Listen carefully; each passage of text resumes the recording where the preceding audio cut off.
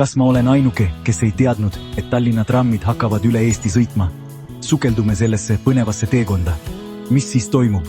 Trammi number 2 uus liin Vanasadamasse on näinud reisijate arvu väikest langust, aga oodake, muutused on tulemas. Alates maikuust pikendatakse seda trammiliini Sakusse, Aegviitu, Jõgevasse, Pärnusse ja Haapsallu. Jep, te kuulsite õigesti. Tallinna Transpordiameti visioon on ambitsioonikas. Kuna Rail Baltic on tõenäoliselt laualt maas, siis Tallinna trammivõrk plaanib tohutut laienemist. Kujutage ette, et hüppate tulevikus trammi peale ja sõidate otse Vilniusesse. Kõlab nagu unistus, eks? Need muutused võivad meie reisimist täielikult muuta. Vähem autosid, vähem reostust ja sujuvam reis kõigile. Potentsiaal on tohutu. Seega, järgmine kord, kui trammi peale astute, pidage meeles, te ei sõida ainult järgmisse peatusesse. Te sõidate tulevikku. Püsige lainel, Tallinn. Teie trammiseiklus on alles alanud.